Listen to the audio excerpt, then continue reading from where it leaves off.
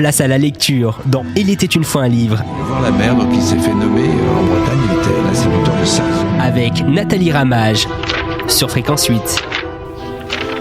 Nous sommes de retour sur Fréquence 8. Donc cette semaine, c'est au tour de Gaëtan Lecoq d'être avec nous pour nous parler de présenter son roman Les Pieds nus de Zadkine, qui est édité à la Part Commune.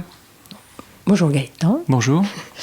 Je voulais vous demander, est-ce que vous avez... donc ce livre, vous nous avez expliqué hier qu'il était parti d'une visite que vous avez faite au musée Zadkine à Paris. On sait que Zadkine, il a écrit quelques années avant sa mort, il a commencé à rédiger ses mémoires. Est-ce que ça a été aussi pour vous une source d'information, ces mémoires ? Oui, en fait, l'essentiel de ce que je sais de lui est tiré de son livre autobiographique et d'un deuxième livre autobiographique de sa femme, Ma vie avec Zadkine. Et ce qui est drôle de les lire en parallèle, parce qu'elle ne dit pas tout à fait la même chose que lui. Mais bon... voilà, donc en fait... Ce qui serait étonnant d'ailleurs si elle disait la même chose. Parce que, en tant qu'homme et femme, on ne peut pas avoir les mêmes ressentis. Oui. Mais c'est les faits qui ne sont pas vraiment les mêmes. Mais bon. Donc oui, il n'y avait pas grand-chose d'écrit sur lui. Il y a tout un gros livre de présentation de ses œuvres aussi, qui m'a servi pour les œuvres. Et puis le cheminement de sa vie qu'on peut trouver un peu partout. Mais... j'avais pas beaucoup de documents et je n'ai pas voulu en avoir beaucoup parce que je trouve que quand on croule sous les documents, on ne sait plus par quel bout prendre les choses et je voulais avoir une forme de liberté, c'est-à-dire de découvrir l'artiste comme l'enfant découvre l'artiste dans le livre, c'est-à-dire j'avançais au fur et à mesure de mes découvertes. C'est-à-dire, j'écrivais les faits comme ils venaient. Après, je les ai réagencés pour que ça se tienne dans le temps et qu'on découvre au fur et à mesure sur les 30 ou 40 ans où se déroule cette histoire. Mais effectivement, j'ai eu très peu de documentation. Ce qui m'a valu des reproches de la part du personnel du musée Zadkine de Paris qui disait « Mais non, mais vous le décrivez comme un géant alors que c'était un petit bonhomme. » Mais en fait, quand on est dans les yeux d'un enfant de 10 ans allongé par terre dans la forêt et qui vous regarde de cette façon-là, 1m60, c'est un géant, quoi. Vous pouvez être un géant. Mais bon, là, ça ne passait pas aux yeux de la personne que j'ai eue au musée. Mais bon, peu importe. Ce que je voulais, c'était une forme de liberté totale. Et je l'ai eu. Et alors, pour la petite histoire, parce que c'est pas très intéressant, mais Zadkine a eu un enfant d'une liaison adultère tardivement dans sa vie.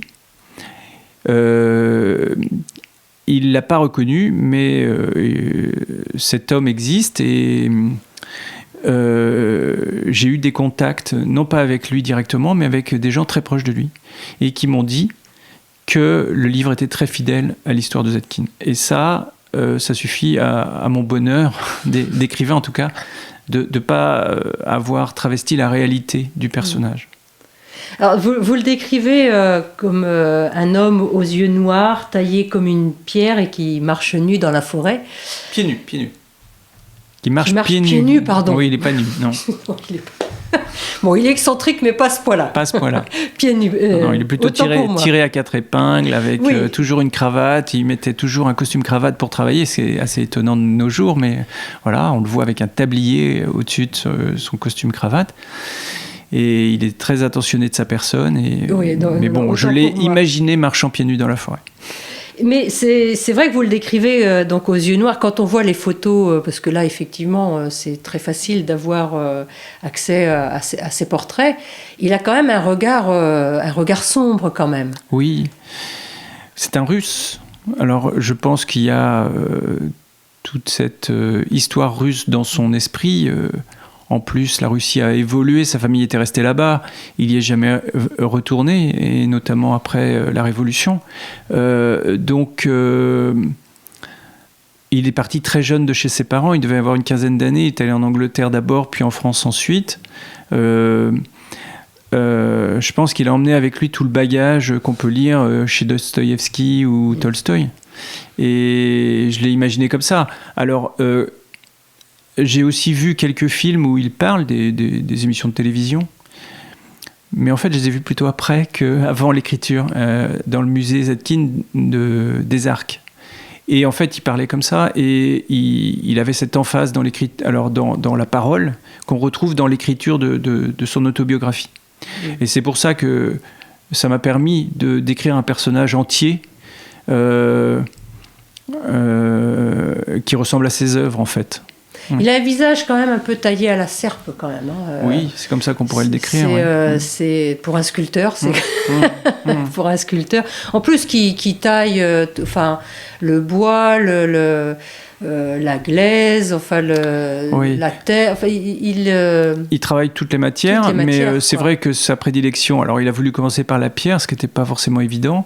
Ensuite, il y a eu le bois et notamment les arbres, auquel il laissait le trait naturel de l'arbre.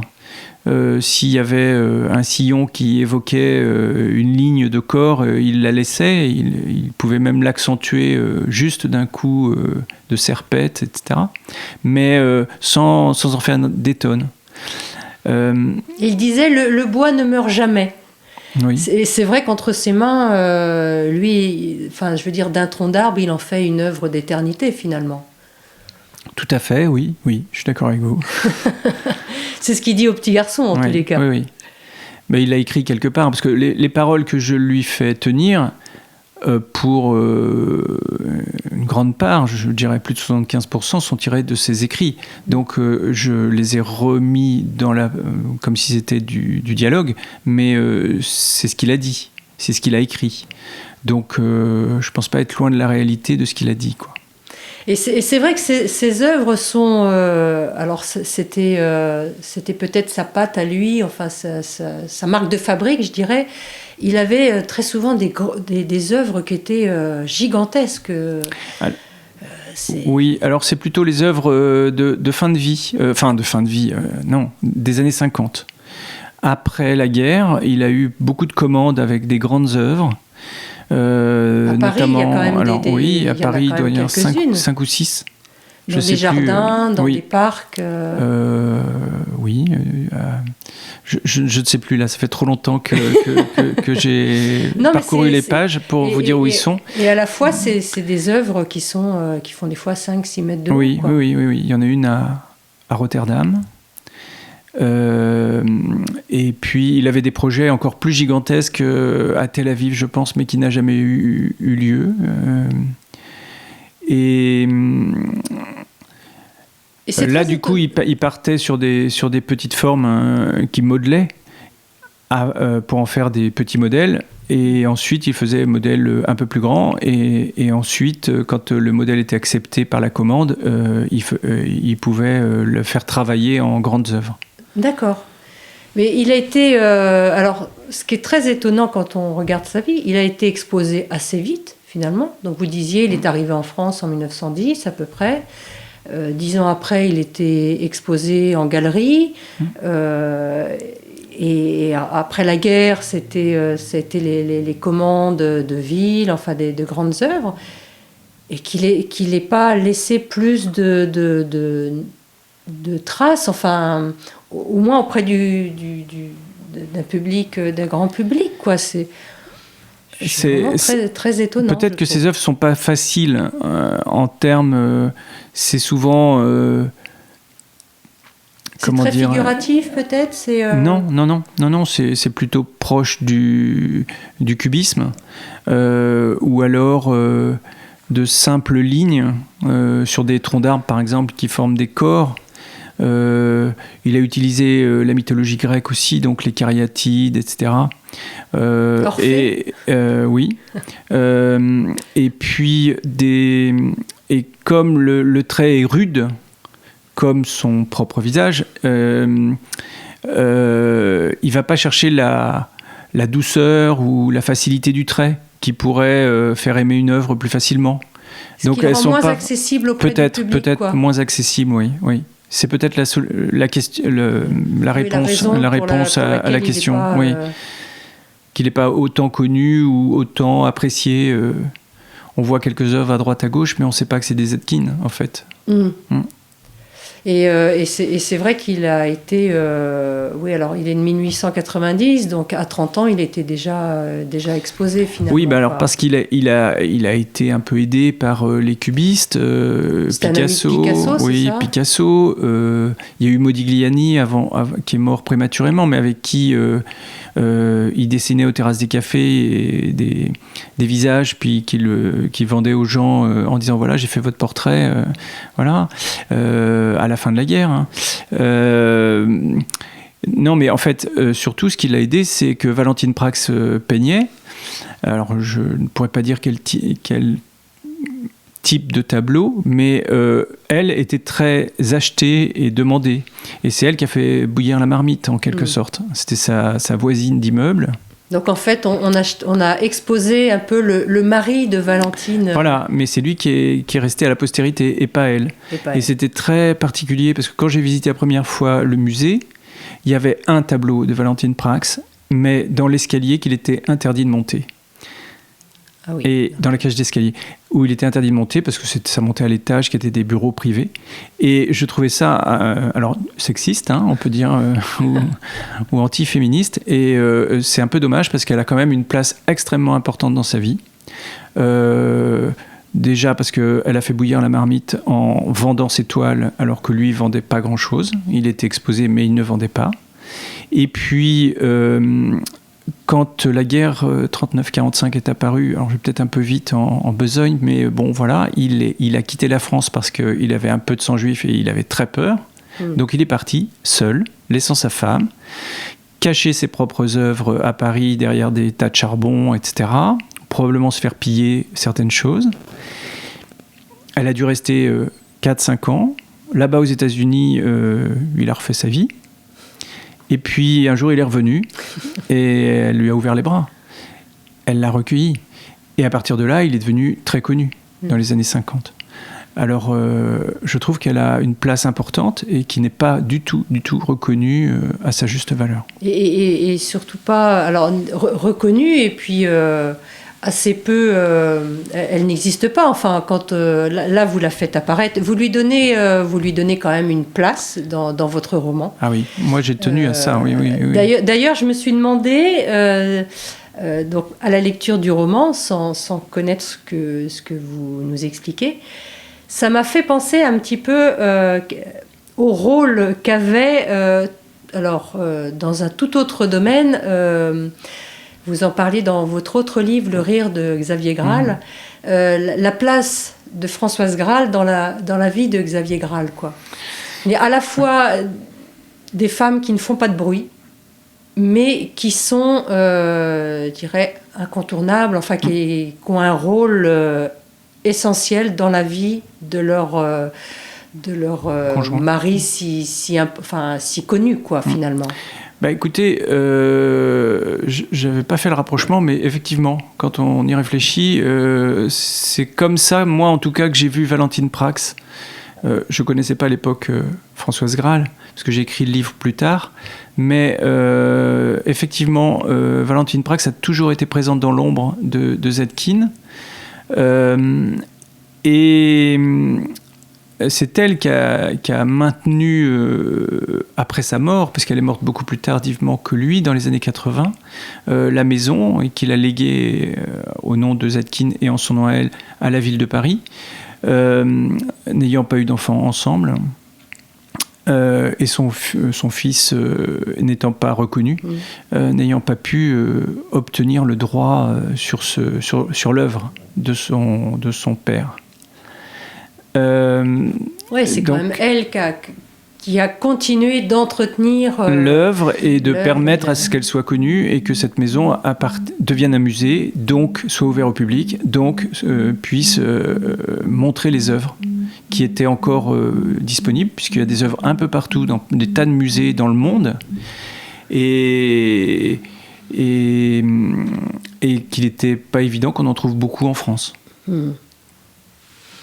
En tous les cas, vous lui avez quand même rendu un petit peu justice. Bah, tant mieux, tant mieux. J'en suis ravi.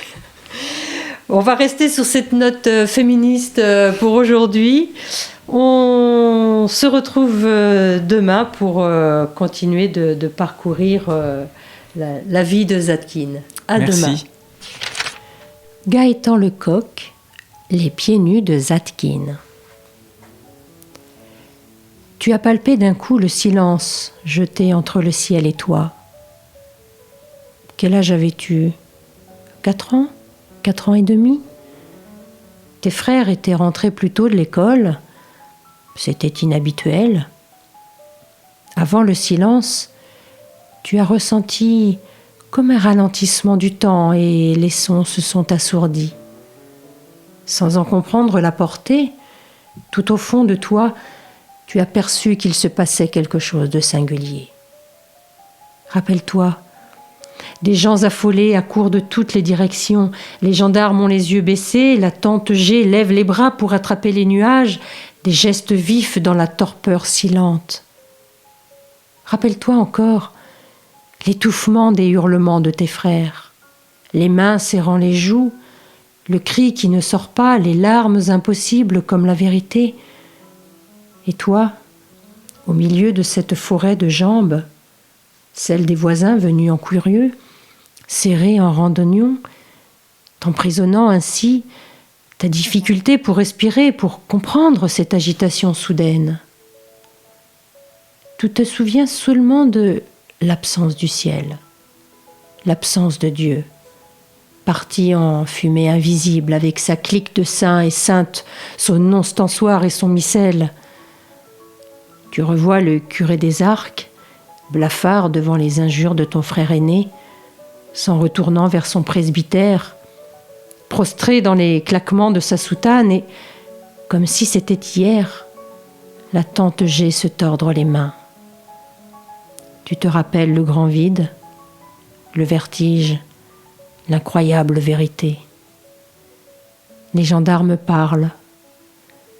L'autobus de Cahors, la pente des virages en épingle à cheveux de la route du côté de Catus, la vitesse un peu rapide de l'autocar, le tournant serré au lieu dit la croix de Bourdary, là où le petit Coste, le cadet du braconnier, a quitté la route en motocyclette voilà 2 ans, mais que pour lui, ça s'était plutôt bien terminé avec juste une fracture du bassin et 6 mois de lit. Dans la foule réunie, on s'écrie « Chut ! Continue ! On s'en fout du petit Coste !» Les gendarmes se regardent. Le plus grand hésite, reprend son récit truffé de termes techniques et réglementaires. Toi, tu ne comprends presque rien. Enfin, juste l'essentiel. Le vide qui attire, l'autocar en flammes dans une traînée de terre qui vole, le nuage de poussière et l'amas de ferraille calcinée d'où personne n'est ressorti. Ils n'en disent pas plus. Le grand moustachu a un hoquet, le petit brun se signe. La tante G a beau implorer le ciel, tu sais depuis ce jour qu'il n'y a rien là-haut pour te rendre tes parents. Elle s'appelait Mariette. Son sourire t'étreignait à chaque fois le cœur. Elle sentait la violette et aimait le tendron de veau. De lui, tu ne te souviens que de la moustache dure et la voix rocailleuse quand, le soir, il ramenait l'odeur du cheval à l'heure de la soupe. La tante G te l'a rappelé bien des fois. Tu n'as pas vu tous ces gens, ni entendu la déclaration des gendarmes. Tu n'avais pas conscience du bon Dieu à 4 ans et demi. Pour toi, il est parti ce jour-là, le bon Dieu, dans un grand silence étouffant.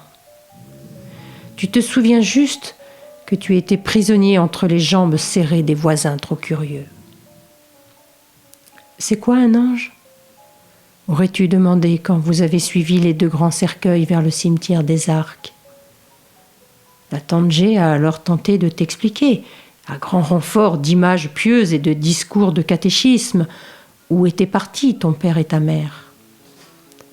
Tu sais maintenant que les anges n'existent pas, même pour accueillir les morts, que le ciel n'est qu'un horizon bleu ou gris où défilent des nuages, et si, parfois, il y a bien quelques lignes roses et dorées à la tombée du soir, c'est juste pour prévoir le temps qu'il va faire et pour réaliser de beaux dessins.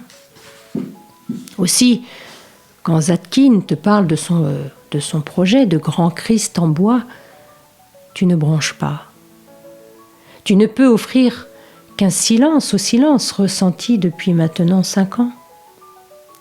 Tout cela, 5 longues années. Les pleurs ne sont jamais venus inonder ton visage, même si parfois un pincement t'étreint quand un glas sonne à l'église des Arcs ou lorsque tu surprends la tante G à la sortie du cimetière où tu n'as jamais voulu remettre les pieds. Place à la lecture dans Il était une fois un livre. Voir la mère, donc il s'est fait nommer en Bretagne, il était l'instituteur de ça. Avec Nathalie Ramage sur Fréquence 8.